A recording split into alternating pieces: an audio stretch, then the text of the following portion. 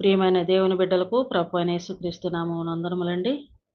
ప్రియులారా, గత పాఠములో మనము మరణము ఆయనను బంధించుట అసాధ్యము.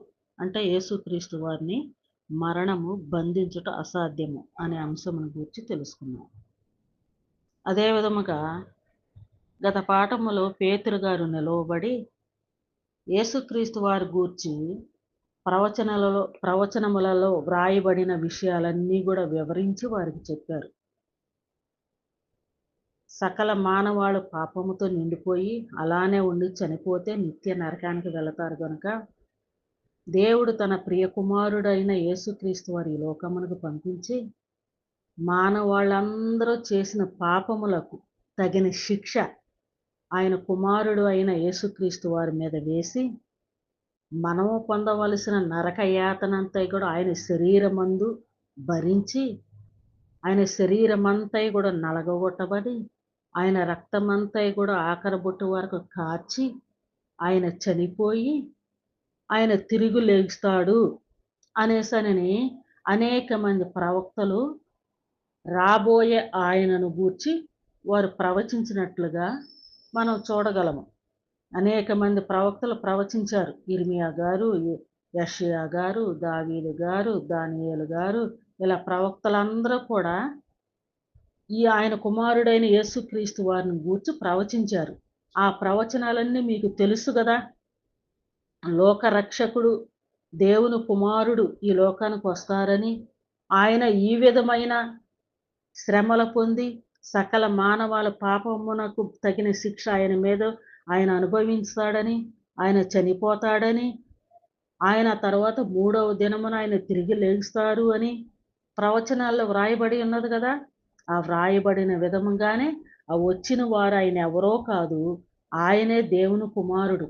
మీరందరూ కూడా సిలువ వేయించారే, ఈయన దేవుని కుమారుడు కాదు, ఈయనను సిలువ వేయండి, సిలువ వేయండి అని మీరందరూ కేకలు వేసి ఆయనను సిలువకు అప్పగించారే, ఆయన ఎవరనుకుంటున్నారు?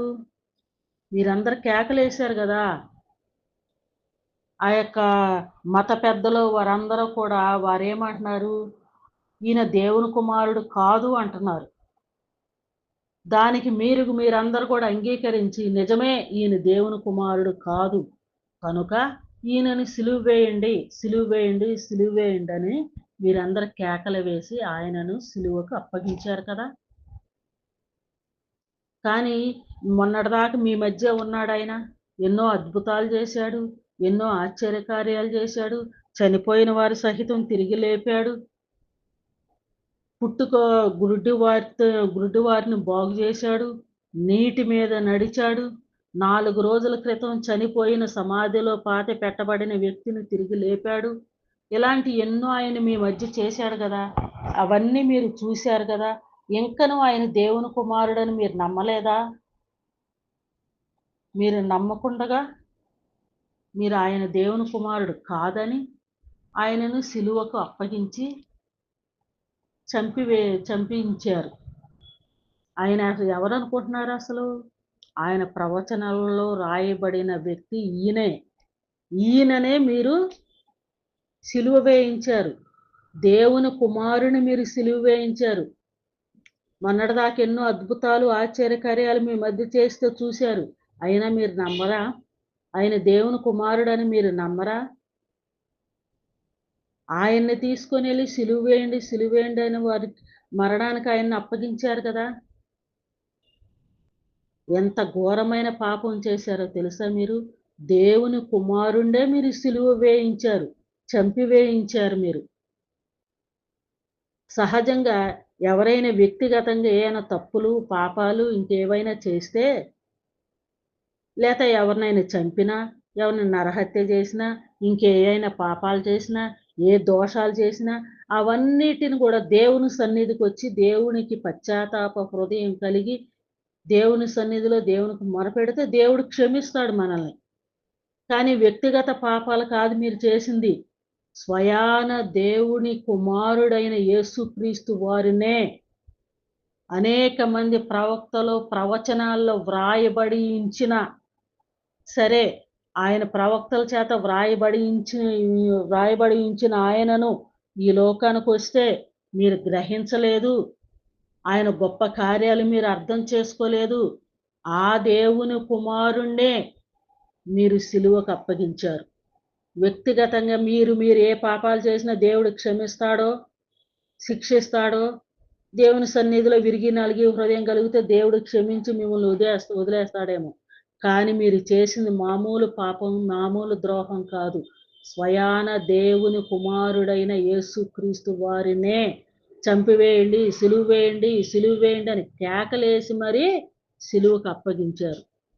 అంత ఘోరమైన పాపము చేశారు మీరు అనేసని ఆ యేసుక్రీస్తు వారి గూర్చి ప్రవచనాల్లో ఉన్నాయన్నీ కూడా వివరించి, వీరు చేసిన ద్రోహమేంటో అవన్నిటిని కూడా వివరించి, వారికన్నిటిని వివరించి చెప్పినప్పుడు వారికి ఇంకేమంటున్నారు ఆయన, ఇంత గొప్ప ఆయన్నే, ఇలాంటి ఆయన్నే మీరు సిలువ వేయించారు. 36వ వచనం, అపోస్తల కార్యం గ్రంథము 2వ అధ్యాయము 36వ వచనం చూసినట్లయితే, మీరు సిలువ వేసిన ఈ యేసునే దేవుడు ప్రభువుగాను క్రీస్తుగాను నియమించెను.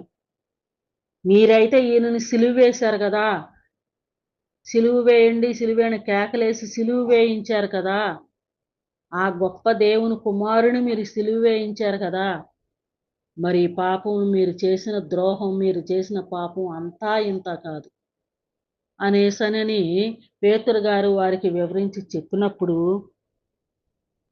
ఇంకా పేతురు గారు ఈ మాట చెప్తున్నాడు, మీరు సిలువ వేసిన ఈ యేసునే దేవుడు ప్రభువుగాను క్రీస్తుగాను నియమించాడు.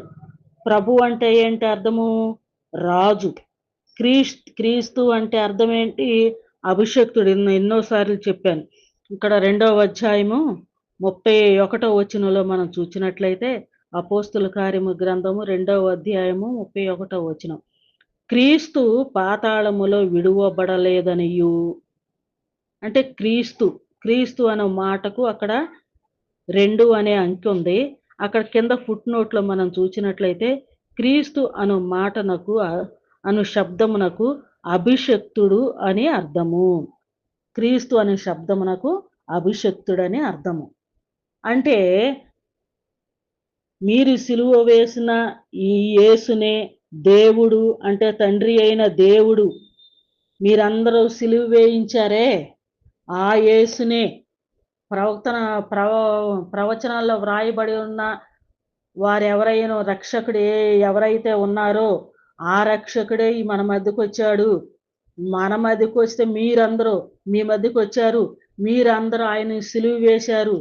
ప్రవచనాల్లో వ్రాయబడిన యేసుక్రీస్తు వారు మీ మధ్యకు వచ్చి మీ ఎన్నో కార్యాలు చేస్తే మీరు ఆయన గుర్తుపట్టలేదు, మీరు ఆయన గ్రహించకుండా ఆయనను సిలువ వేయించారు, ఆయన చంపివేశారు, ఆయన చనిపోయాడు, 3వ దినాన ఆయన తిరిగి లేచాడు. అంత మహోన్నతుడు ఆయన. ఆయన మీరు సిలువ వేయించారు.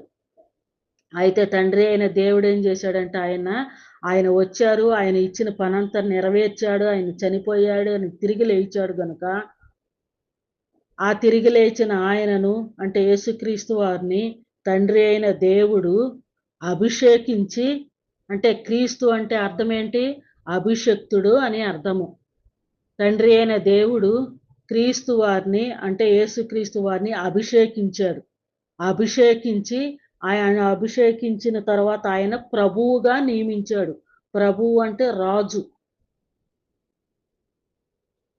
యేసుక్రీస్తు వారిని తండ్రి అయిన దేవుడు అభిషేకించి రాజుగా నియమించి ఉన్నాడు. ఆయనని ఇప్పుడు రాజు అయి ఉన్నారు. ఆయన ఇప్పుడు రాజు అయి ఉన్నారు. మీరు సిలువ వేసిన యేసును దేవుడు రాజుగా నియమించి ఉన్నారు. ఇంతకు ముందు గత కాలంలో ఎంతో మంది రాజులు ఉన్నారు. ఆ రాజులు రకరకాల రాజులు ఉన్నారు.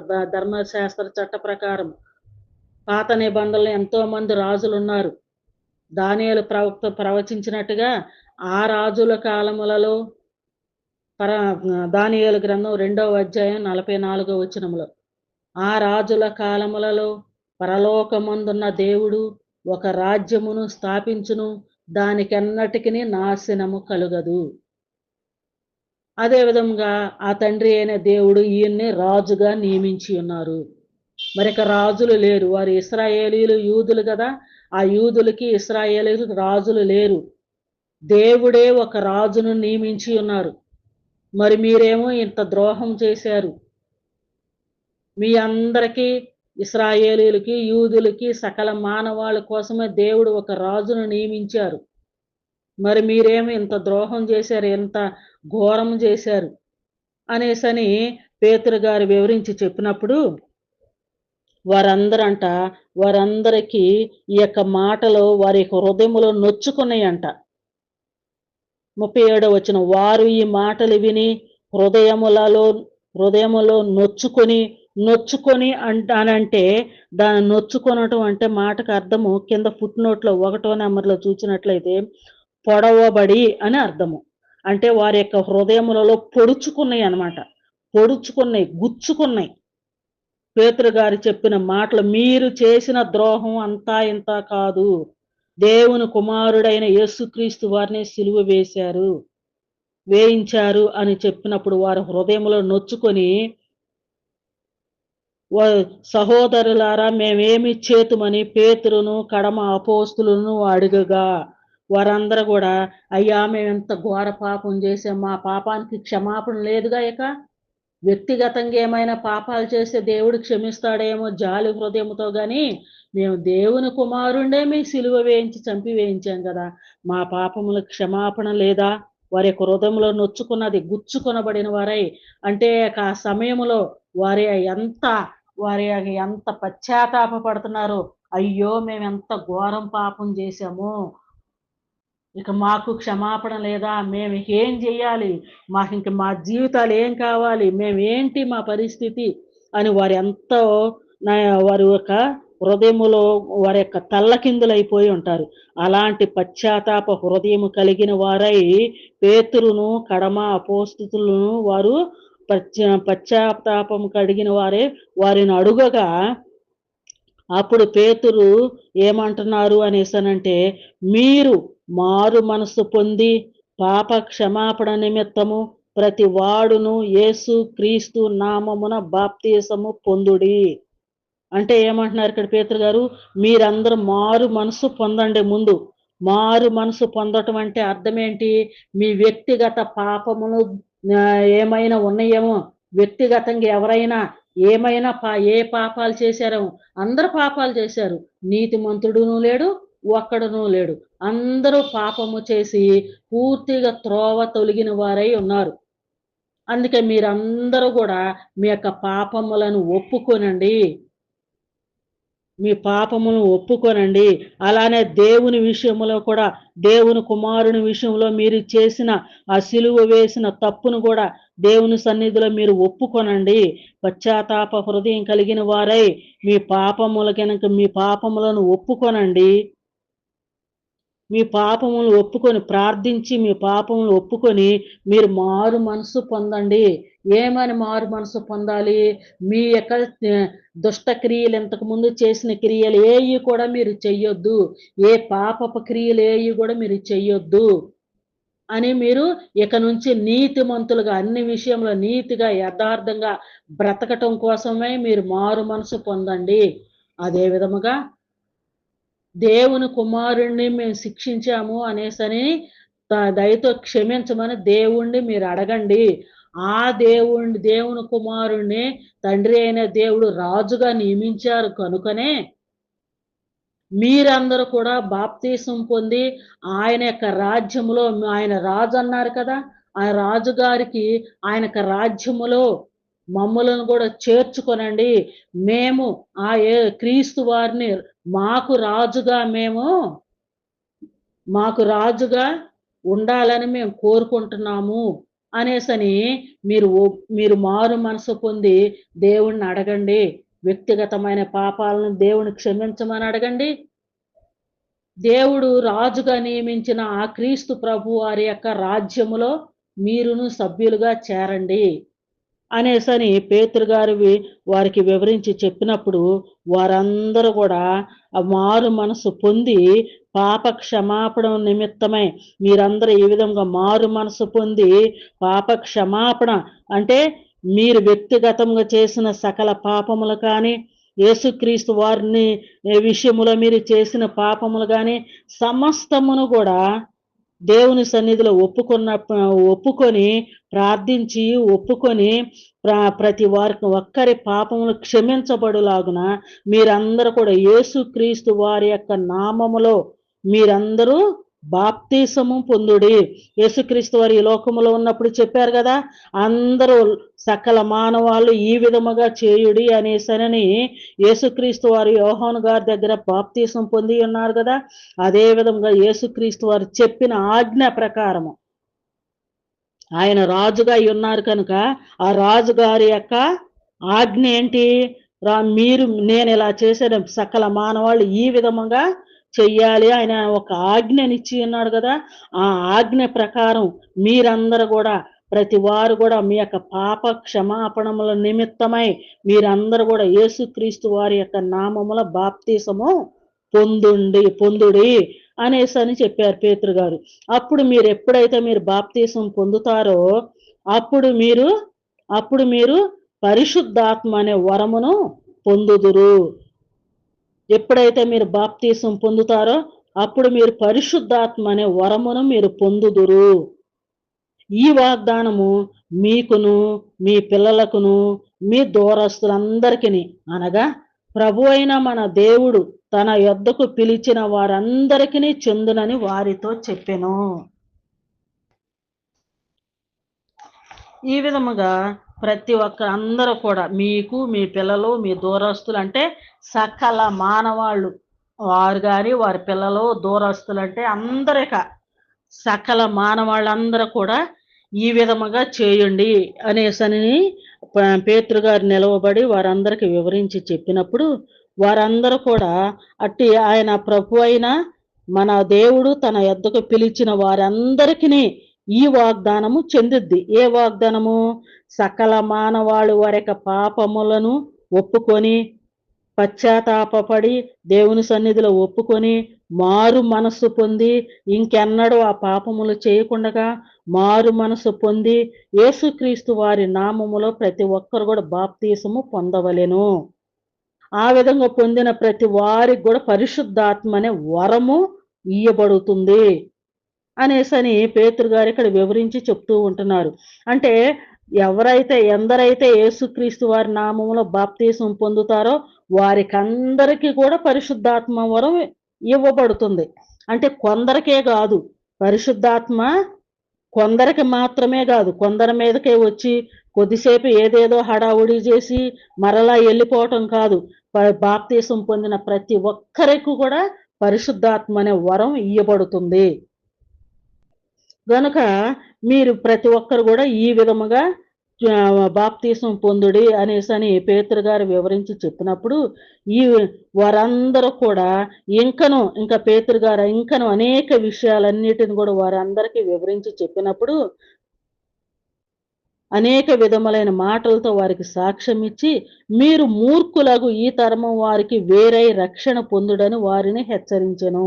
మూర్ఖులకు ఈ తరము వారికి, మూర్ఖంగా ఉన్న ఈ ప్రజలు రకరకాలుగా ఆలోచించే దురలవాట్లు దుష్టత్వపు క్రియలు ఇలా ఈ విధముగా ఉండే ఈ మూర్ఖులైన వీరందరికీ కూడా మీరు వేరుగా ఉండాలి. వారికిలాగా మీరు మాట్లాడొద్దు, వారికిలాగా మీరు ప్రవర్తించొద్దు, అన్ని విషయాల్లో మీరు వేరై రక్షణ పొందుడి అనేసని వారిని హెచ్చరించినప్పుడు కాబట్టి అతని వాక్యం అంగీకరించిన వారు బాప్తీసము పొందిరి. ఆ దినమందు ఇంచుమించు 3,000 మంది చేర్చబడిరి. ఎక్కడికి చేర్చబడ్డారు వీళ్ళందరూ?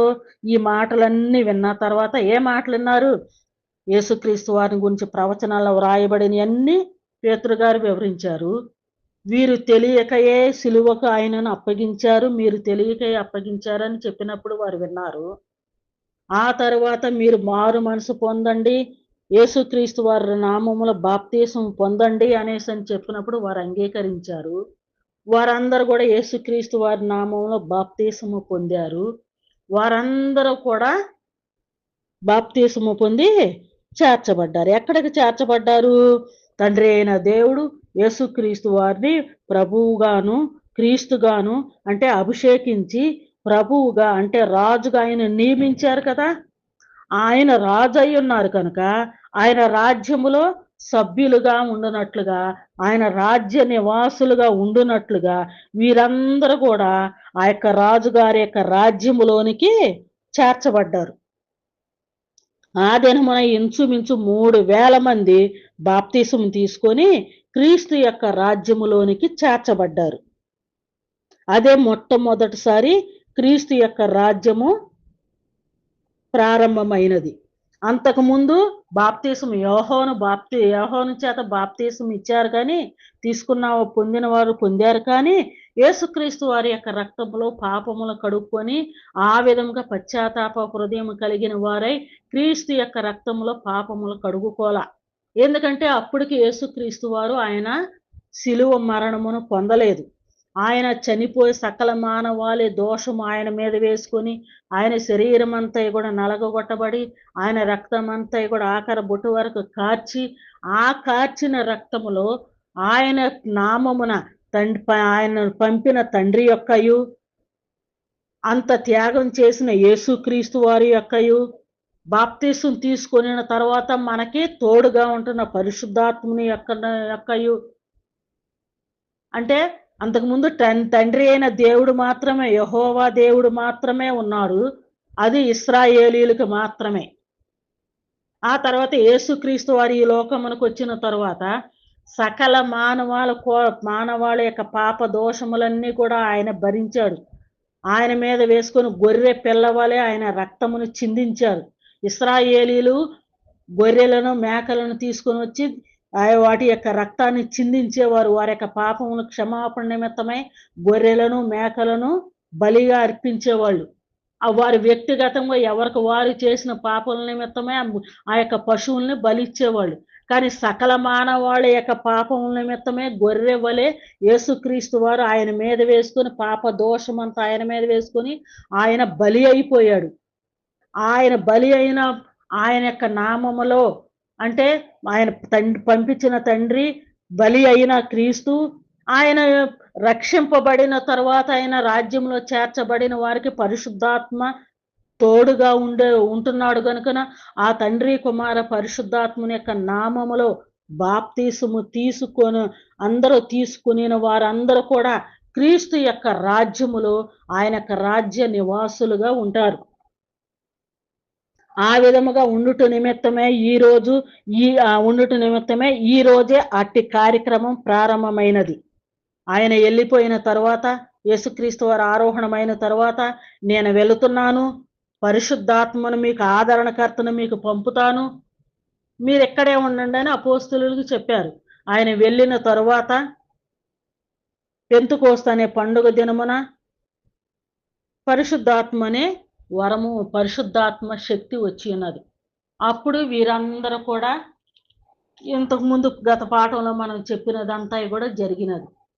ఆ విషయాలన్నీ వివరించినప్పుడు వీరందరూ కూడా బాప్తీసం తీసుకున్నారు. అప్పుడు పరిశుద్ధాత్మ వచ్చారు. అంతకుముందు తండ్రి అయిన దేవుని యొక్క పరిపాలనలో ఉండేది. క్రీస్తు వారు రాలేదు. క్రీస్తు వారు వచ్చిన తర్వాత రక్తం చిందించిన తర్వాత పరిశుద్ధాత్మ ఆయన వెళ్ళిన తర్వాత పరిశుద్ధాత్మ వచ్చారు.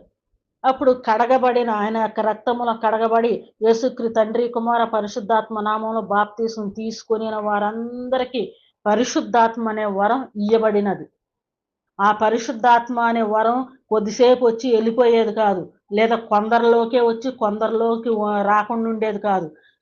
ఎందరైతే యేసుక్రీస్తు నామంలో బాప్తీసం తీసుకుంటారో వారందరికీ కూడా పరిశుద్ధాత్మ అనే వరం ఇయ్యబడుతుంది. కనుక పరిశుద్ధాత్ముని యొక్క సహవాసములో తోడుగా ఉన్న వీరందరూ కూడా క్రీస్తు రాజుగారి యొక్క రాజ్య నివాసులుగా ఉన్నారు. అదే ప్రారంభమైనది. క్రీస్తు రాజ్యము అక్కడనే ప్రారంభమైనది. ఆయన రాజ్యం కట్టబడుతూ ఉన్నది. ఆ విధంగా మొట్టమొదటి రోజు ఇంచుమించు సుమారుగా 3,000 మంది ఆయన యొక్క రాజ్యములోనికి చేర్చబడినట్లుగా మనం చూస్తూ ఉంటున్నాం. అదేవిధంగా 4వ అధ్యాయం కూడా 4వ అధ్యాయం 4వ వచనంలో చూసినట్లయితే, తర్వాత వాక్యము వినిన వారిలో అనేకులు నమ్మిరి, వారిలో పురుషుల సంఖ్య ఇంచుమించు 5,000 మంది ఆయను. తర్వాత 5,000 మంది ఆయనకు రాజ్యములో చేర్చబడ్డారు. ఆ తర్వాత ఇంకా అనేక మంది వందలు వేలు ఆయన యొక్క రాజ్యములో చేర్చబడుతూ ఉన్నారు. ఆ విధముగా ఆ రోజు అక్కడ సంఘము కట్టబడినది. ఆ రోజు అక్కడ సంఘము కట్టబడింది. పెంతుకోస్తు అనే పండుగ దినమున సంఘము కట్టబడినది. అన్ని ఆధారాలతో సహా సంఘము కట్టబడినది.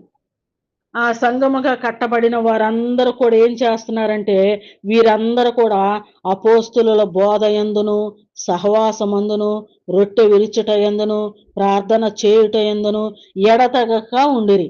వీరందరూ కూడా ఇప్పుడు అపోస్తులుడైన పౌలు గారు వివరించి చెప్పారు కదా. సారీ అండి. అపోస్తులుడైన పేతురు గారు వివరించి చెప్పారు కదా. అలాగే కడమ అపోస్తులు కూడా వివరించి చెప్పారు కదా. ఆ విషయాలన్నీ విన్నారు కదా. ఆ విషయాలన్నీ నమ్మారు కనుకనే వారందరూ కూడా యేసుక్రీస్తు నామములో బాప్తీసం తీసుకున్నారు. క్రీస్తు యొక్క రాజ్యములో వారు చేర్చబడ్డారు. వీరందరూ అపోస్తులు ఏదైతే చెబుతూ ఉన్నారో అపోస్తులు చెప్పిన బోధ యందునే వారు నడుచుకొనుచూ ఉన్నారు. వీరందరూ కూడా ఏం చేస్తున్నారంటే అపోస్తుల బోధ యందును, సహవాసమందును, రొట్టె విరుచుట యందును, ప్రార్థన చేయుట యందును ఎడతెగక ఉండిరి. అప్పుడు ప్రతి వానికిని భయము కలిగెను. మరియు అనేక మహత్కార్యములను, సూచక క్రియలను అపోస్తుల ద్వారా జరిగెను. ఇంకంతేకాదు వీరందరూ రక్షింపబడ్డారు. అపోస్తుల యొక్క సహవాసములతో ఉన్నారు. వీరందరూ ఏకముగా చక్కగా అందరూ ఒక కుటుంబంలాగా ఉన్నారు. వీరంతా కూడా ఎందరైతే బాప్తీసం తీసుకున్నారో వీరందరూ కూడా ఒక కుటుంబంలాగా ఉన్నారు. వీరందరూ కలిసి భోజనం చేస్తున్నారు, కలిసి ప్రార్థన చేస్తున్నారు, కలిసి జీవిస్తా ఉన్నారు. అప్పుడు వీరి యొక్క అపోస్తుల ద్వారా అనేక అద్భుతాలు, ఆశ్చర్య కార్యాలు కూడా, సూచక క్రియలు కూడా జరుగుచుండెను. సూచక క్రియలు అపోస్తుల ద్వారా జరిగెను. విశ్వసించిన వారందరూ ఏకముగా కూడి తమకు కలిగినదంతయు సమిష్టిగా ఉంచుకొనిరి. ఏం చేశారు? వీరందరూ కూడా అపోస్తులు చేసే వారు చేసే బోధన వింటున్నారు. ఇంకా చుట్టుపక్కల వారందరూ కూడా అపోస్తులు చెప్పే బోధన వింటున్నారు. అనేక మంది బాప్తీసం తీసుకుంటున్నారు. ఆ యొక్క రాజ్యములో చేర్చబడుతూ ఉన్నారు. ఇంకా అపోస్తులు సూచక క్రియలు, మహత్కార్యాలు ఎన్నో చేస్తూ ఉంటున్నారు. ఆ కార్యాలను బట్టి ఇంకా అనేక మంది సంఘములో చేర్చబడతా ఉంటూ ఉన్నారు. వీరందరూ కూడా ఏం చేస్తున్నారంటే సముష్టిగా కూడి తమకు కలిగినదంతయు సముష్టిగా ఉంచుకొనిరి. అంటే వీరందరూ కూడా వారికి ఉన్నాయి మొత్తం కూడా, అంటే సంఘములో చేర్చబడిన వారందరూ కూడా వాళ్ళ ఇళ్లల్లో ఉన్నాయన్నీ కూడా సమిష్టిగా అందరూ అన్ని తీసుకొస్తున్నారు. అందరూ కలిసి ఒకే కుటుంబంగా వండుకుంటున్నారు, ఒకే కుటుంబంగా తింటున్నారు, ఒకే విధముగా అందరూ కలిసి ప్రార్థన చేస్తూ ఉంటున్నారు. ఇది కాక వారు తమ తమ స్థిరాస్తులను అమ్మి అందరికిని వారి అక్కర కొలది పంచిపెట్టిరి. అంతేకాదు వారు ఏం చేస్తున్నారంటే వారికి ఇళ్లలో ఉన్న ధనము కావచ్చు, వారికి ఏమేమి ఉన్నా ఆ యొక్క ధన ధాన్యాలు కావచ్చు, ఇంకా అవన్నీ తీసుకురావటమే కాదు కానీ వారి దగ్గర ఉన్న స్థిర ఆస్తులన్నిటిని కూడా అవన్నిటిని అమ్మి తీసుకొచ్చి అపోస్తులకు ఇస్తున్నారు. వారందరికి ఎవరికున్న ఆస్తులు వారు అమ్మేస్తున్నారు. అవన్నీ తీసుకొచ్చి అపోస్తులకు ఇస్తున్నారు. అందరు కలిసి ఒకే విధముగా భోజనము చేస్తున్నారు. ఒక కుటుంబం లాగా అందరు కలిసి పని చేసుకొని అందరు ఆస్తులు తీసుకొస్తున్నారు. అందరు కలిసి పని చేసుకుంటున్నారు. అందరు కలిసి వండుకొని తింటున్నారు. అందరు కలిసి ప్రార్థన చేసుకుంటూ ఉంటున్నారు. సరిపోవట్లేదు కదా అని ఆస్తులు సహితము అమ్మివేసి తీసుకొచ్చి అపోస్తలులకి ఇస్తూ ఉంటున్నారు. అమ్మి అందరికీ వారి అక్కర కొలది పంచిపెట్టిరి. ఇంకా ఎవరికైనా ఏదైనా అవసరంలో ఉన్నారా? రక్షింపబడిన వారు, రాజ్యంలో చేర్చబడిన వారు ఏదైనా అనారోగ్యంతో ఉన్నారా? ఇంకేమైనా అక్కర కలిగి ఉన్నారా? వారి యొక్క అవసరాలు తీరుస్తున్నారు, వారి యొక్క అవసరతలు తీరుస్తూ ఉన్నారు. అంతా కుటుంబం అంతా కలిసి భోజనం చేసే విధముగా అన్ని సమకూర్చుకుంటున్నారు. అంతేకాదు మరియు వారు ఏక మనస్కులై ప్రతిదినము దేవాలయములో తప్పక కూడుకొనుచు ఇంటింట రొట్టె విరుచుచు దేవుని స్తుతించుచు ప్రజలందరి వలన దయ పొందిన వారై ఆనందముతోనూ నిష్కపటమైన హృదయముతోనూ ఆహారం పుచ్చుకొనుచుండిరి. మరియు ప్రభువు రక్షణ పొందుచున్న వారిని అనుదినము వారితో చేర్చుచుండిరి. వీరందరూ ఏం చేస్తున్నారంటే వారి యొక్క స్థిర ఆస్తులన్నీ అమ్ముకొని అన్నిటిని తీసుకొస్తున్నారు. ఎవరైనా ఇబ్బందుల్లో ఉన్న వారికి సహాయం చేస్తున్నారు. అలాగే వారందరూ కూడా తీసుకొచ్చి అందరూ కలిసి ప్రతి దినము అందరూ కలిసి భోజనము చేస్తా ఉన్నారు. ప్రతి దినము అందరూ కలిసి ఆ యొక్క దేవుని యొక్క సన్నిధికి వచ్చి ఆ యొక్క దేవుని సన్నిధిలో ప్రార్థన చేస్తూ ఉంటున్నారు. ప్రతి దినము దేవాలయములో తప్పక కూడుకొనుచున్నారు. ప్రతి దినము అందరూ తీసుకొస్తున్నారు. అందరూ కలిసి వండుకుంటున్నారు. అందరూ తింటున్నారు. ప్రతిరోజు దేవాలయములో కూడుకుంటున్నారు. ప్రతిరోజు అందరూ కలిసి రొట్టె విరుచుకుంటూ భోజనము చేసుకుంటూ ఉన్నారు. ప్రతిరోజు దేవుణ్ణి స్తుతిస్తా ఉన్నారు. అపోస్తలులు ఎన్నో ఆశ్చర్య కార్యాలు చేస్తూ ఉంటున్నారు. ఈ కార్యాలు వీళ్ళందరూ కూడా దేవుణ్ణి నమ్ముకున్న విధానము, వీరు వారి యొక్క ఆస్తులన్నీ తీసుకొని వచ్చి యొక్క సంగమునకు రక్షింపబడిన వారందరికీ కలిపి తీసుకురావటము, అందరూ ఒకే కుటుంబంగా ఉండటము, ఇదంతా చూసి ఇంకా అనేక మంది చేర్చబడుతూ ఉంటున్నారు. ఇంకా అదే విధముగా వీరందరూ కూడా ఏక మనస్కులై ద్వేషము లేదు. నీ కదా నాకు ఇదే నీదే నీ ఆస్తి అంతేగా, ఎవరికున్నది కొల్లది. 10 ఎకరాలు ఉన్నవాడు 10 ఎకరాలు అమ్మేసి తీసుకొస్తున్నారు. 5 ఎకరాలు ఉన్నవారు 5 ఎకరాలు అమ్మేసి తెచ్చేస్తున్నారు. ఎకరమే ఉన్నవాళ్ళు ఎకరమే అమ్మి తెచ్చేస్తున్నారు. నువ్వు ఎకరమే తీసుకొచ్చావు, నేను 10 ఎకరాలు తీసుకొచ్చాను అనట్లా. అట్లాంటి భేదాభిప్రాయాలు ఏమీ లేవు. ఎవరికి ఉన్నది వారు తీసుకొని వస్తున్నారు. మొత్తం తీసుకొచ్చి ఇచ్చేస్తున్నారు. అందరూ కలిసి దేవాలయంలో కూడుకొని ప్రార్థన చేస్తున్నారు. అందరూ కలిసి అంటే ఆ రోజుల్లో రొట్టెలే కదా తినేది. అందరూ కలిసి రొట్టె విరుచుకుంటూ వారు భోజనం చేస్తూ ఉంటున్నారు. వారందరూ నిష్కపటమైన హృదయముతోనూ ఆహారం పుచ్చుకొనుచుండిరి. వారి యొక్క ఆహారం పుచ్చుకొనటంలో అదిగో పలానా ఆయన అదిగో అన్ని ఎకరాలు అమ్మి అంత ధనం తీసుకొచ్చాడు. ఇంకొక అతను ఎకరం ధనమే తీసుకొని వచ్చాడు. ఎలాంటి ఆలోచన ఏమీ లేదు. నిష్కపటమైన హృదయం కలిగిన వారై అందరూ కలిసి ఆహారము పుచ్చుకొనుచు ప్రభువు రక్షణను పొందుచున్న వారిని ఇంకా అనేక మందికి రక్షణ మాటలు, దేవుని యొక్క మాటలు అనేక మందికి వివరించుకుంటూ రక్షణ పొందుతున్న వారందరిని కూడా సంఘములో చేర్చుకుంటూ ఈ విధముగా వీరందరూ కూడా కలిసి ఒకే కుటుంబంగా కలిసి పని చేసుకుంటూ, కలిసి దేవుణ్ణి ప్రార్థించుకుంటూ, కలిసి భోజనము చేసుకుంటూ ఈ విధముగా నానాటికి యొక్క సంఘము అంటే దేవుని యొక్క రాజ్యము వర్ధిల్లుతూ ఉన్నది. దేవుడు ఆయనను రాజుగా నియమించారు, అభిషేకించి ఆ రాజ్యములో అందరినీ చేర్చుకుంటూ ఉన్నారు. ఆ విధముగా అలనాడు ఆ యొక్క సంఘము, ఆ యొక్క రాజ్యము నానాటికి వర్ధిల్లుతున్నది. సంఘము అంటే కొద్ది మంది ఉన్న వారిని సంఘము అంటారు. అదే సంఘము నానాటికి వర్ధిల్లి చుట్టుపక్కలంతా కూడా వ్యాపిస్తా ఉన్నదాన్ని ఏమంటారు? రాజ్యము అంటారు.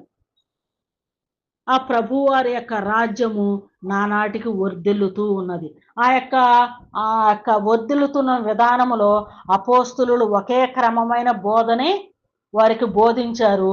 అక్కడ ఉన్న వారందరూ ఒకే క్రమమైన విధముగా దేవుణ్ణి ఆరాధించారు. ఒకే క్రమమైన విధముగా దేవుణ్ణి స్తుతించారు, మహిమపరిచారు. అపోస్తులు ఏ బోధన అయితే చెప్పారో ఆ బోధనే ఆ రక్షింపబడిన వారందరూ కూడా ఇంకా అనేక మందికి ప్రకటించారు. అపోస్తులు చెప్పిన బోధన మాత్రమే వారు ఇతరులకు కూడా వారికి వివరించి చెప్పి అనేక మందిని రక్షించి దేవుని యొక్క రాజ్యంలో చేరుస్తూ ఉన్నారు. ఆ యొక్క బోధలో ఎలాంటి మార్పు రాలేదు. ఏ మార్పు లేకుండా అపోస్తులు ఏ బోధన అయితే బోధించారో అదే బోధనే ఆయన యొక్క సంఘములో అంటే ఆయన యొక్క రాజ్యములో కొనసాగిస్తూ ఉన్నారు.